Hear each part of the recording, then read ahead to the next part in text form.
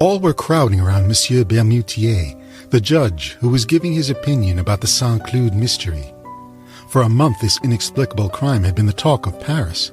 Nobody could make head or tail of it.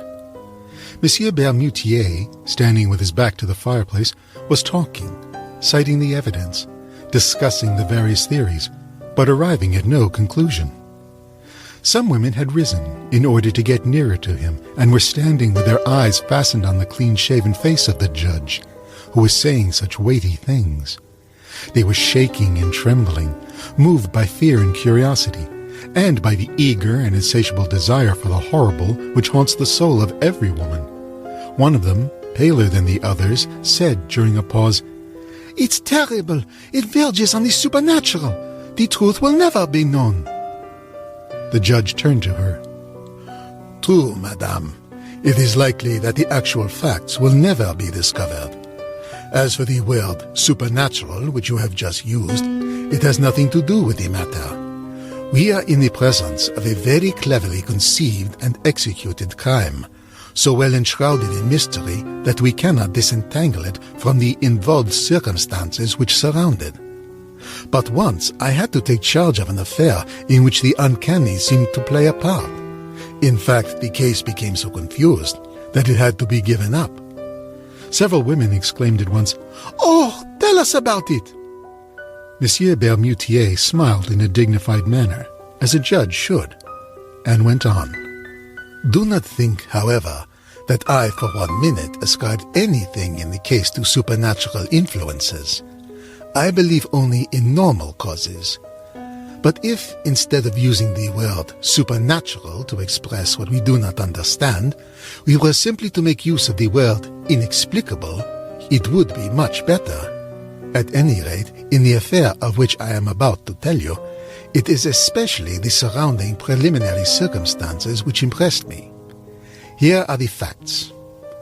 I was, at that time, a judge in Ajaccio, a little white city on the edge of a bay which is surrounded by high mountains. The majority of the cases which came up before me concerned vendettas. There are some that are superb, dramatic, ferocious, heroic. We find there the most beautiful causes for revenge of which one could dream, enmities hundreds of years old, quieted for a time, but never extinguished, abominable stratagems, murders becoming massacres, and almost deeds of glory. For 2 years I heard of nothing but the price of blood, of this terrible Corsican prejudice which compels revenge for insults meted out to the offending person and all his descendants and relatives. I had seen old men, children, cousins murdered. My head was full of these stories. One day I learned that an Englishman had just hired a little villa at the end of the bay for several years. He had brought with him a French servant whom he had engaged on the way at Marseille. Soon this peculiar person, living alone, only going out to hunt and fish, aroused a widespread interest. He never spoke to anyone, never went to the town, and every morning he would practice for an hour or so with his revolver and rifle. Legends were built up around him. It was said that he was some high personage fleeing from his fatherland for political reasons. Then it was affirmed that he was in hiding after having committed some abominable crime. Some particularly horrible circumstances were even mentioned. In my judicial position, I thought it necessary to get some information about this man, but it was impossible to learn anything. He called himself Sir John Rowell. I therefore had to be satisfied with watching him as closely as I could, but I could see nothing suspicious about his actions. However, as rumors about him were growing and becoming more widespread, I decided to try and see this stranger myself, and I began to hunt regularly in the neighborhood of his grounds. For a long time I watched without finding an opportunity. At last it came to me in the shape of a partridge, which I shot and killed right in front of the Englishman. My dog fetched it for me, but taking the bird, I went at once to Sir John Rowell, and begging his pardon, asked him to accept it. He was a big man with red hair and beard, very tall, very broad, a kind of calm and polite Hercules. He had nothing of the so-called British stiffness, and in a broad British accent he thanked me warmly for my attention. At the end of a month we had had 5 or 6 conversations. One night, at last, as I was passing before his door, I saw him in the garden, seated astride a chair, smoking his pipe. I bowed, and he invited me to come in and have a glass of beer. I needed no urging. He received me with the most punctilious English courtesy, sang the praises of France and of Corsica, and declared that he was quite in love with this country. Then, with great caution, and under the guise of a vivid interest, I asked him a few questions about his life and his plans. He answered without embarrassment, telling me that he had traveled a great deal in Africa, in the Indies, in America. He added, laughing, "I have had many adventures." Then I turned the conversation on hunting, and he gave me the most curious details on hunting the hippopotamus, the tiger, the elephant, and even the gorilla. I said, "Are all these animals dangerous?" He smiled. "Oh no, man is the worst." And he laughed a good broad laugh, the wholesome laugh of a contented Englishman. "I have also frequently been man-hunting." Then he began to talk about weapons, and he invited me to come in and see different makes of guns. His parlor was draped in black silk embroidered in gold. Big yellow flowers, as brilliant as fire, were worked on the dark material. He said, "It is a Japanese material." But in the middle of the widest panel, a strange thing attracted my attention. A black object stood out against a square of red velvet. I went up to it. It was a hand, a human hand. Not the clean white hand of a skeleton, but a dried black hand with yellow nails, the muscles exposed, and traces of old blood on the bones, which were cut off as clean as though it had been chopped off with an axe near the middle of the forearm. Around the wrist, an enormous iron chain, riveted and soldered to this unclean member, fastened it to the wall by a ring, strong enough to hold an elephant in leash. I asked, "What is that?" The Englishman answered quietly, "That is my best enemy. It comes from America too. The bones were severed by a sword, and the skin cut off with a sharp stone and dried in the sun for a week." I touched these human remains, which must have belonged to a giant. The uncommonly long fingers were attached by enormous tendons, which still had pieces of skin hanging to them in places. This hand was terrible to see. It made one think of some savage vengeance. I said, "This man must have been very strong." The Englishman answered quietly, "Yes, but I was stronger than he. I put on this chain to hold him." I thought that he was joking. I said, "This chain is useless now. The hand won't run away." Sir John Rowell answered seriously, "It always wants to go away. This chain is needed." I glanced at him quickly, questioning his face, and I asked myself, is he an insane man or a practical joker?